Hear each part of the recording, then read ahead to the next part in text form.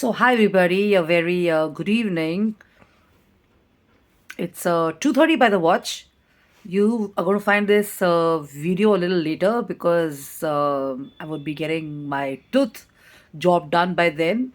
But I'm Justin Kapani. I'm the founder and CEO of I'm Decor Design. We're in the business of designing and manufacturing home and office decor and interior solutions, presently based in Delhi NCR, Noida.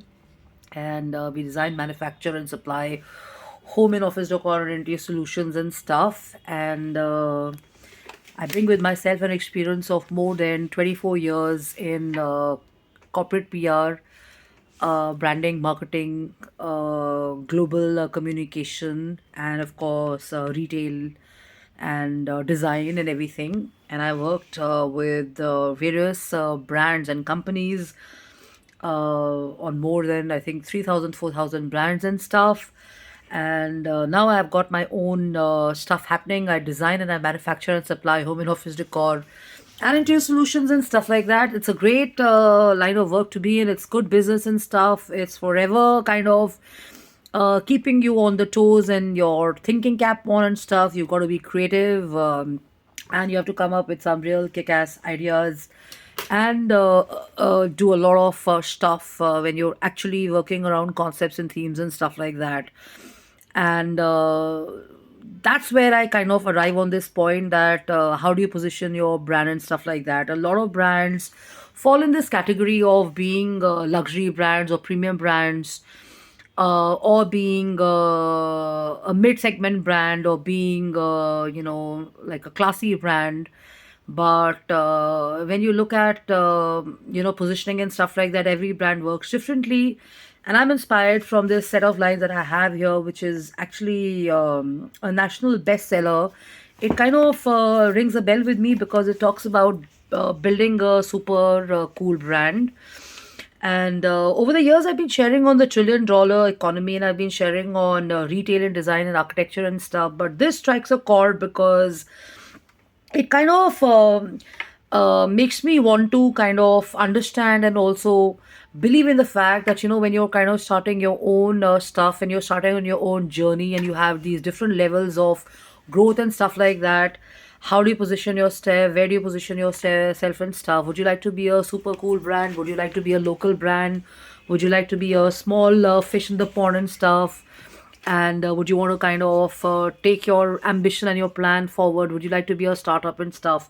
So all of that is possible, but what I'm sharing here right now is basically on how to be a super cool brand and stuff. Okay, so a cool brand is one which is attractive, while a super cool brand is kind of irresistible.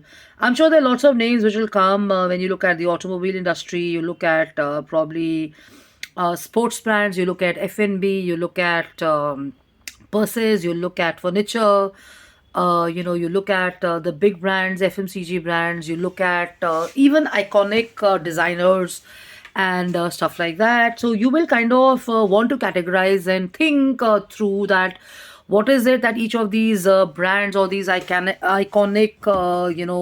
setups have been all about and stuff?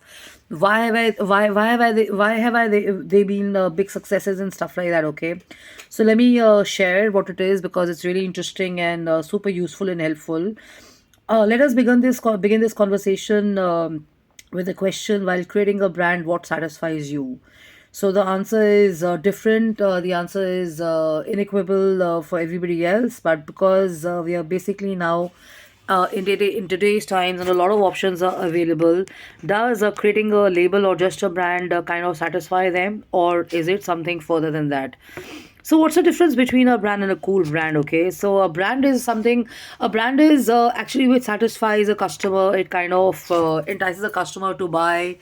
You look forward to the collection and stuff like that. But what is a cool brand?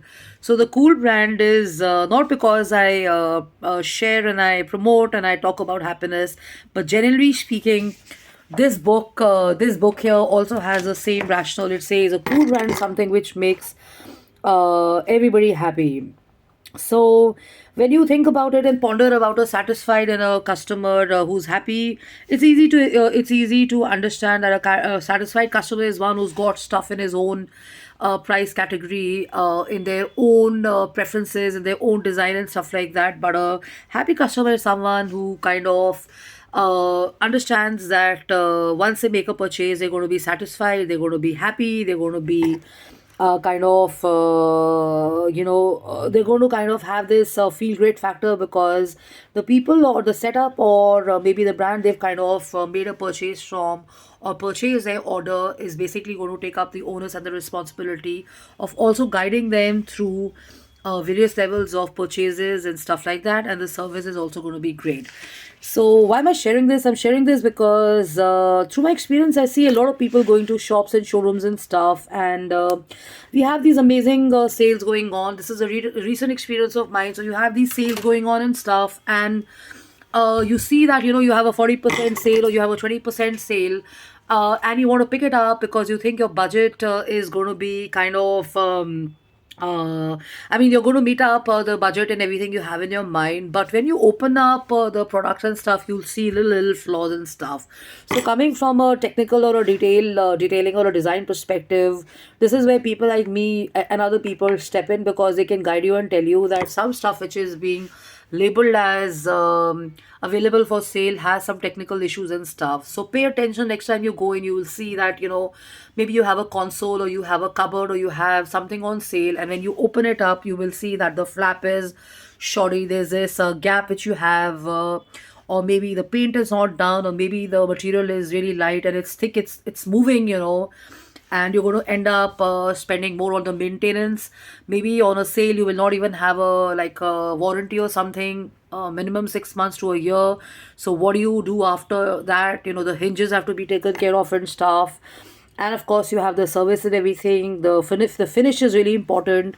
So let's say I have this particular piece on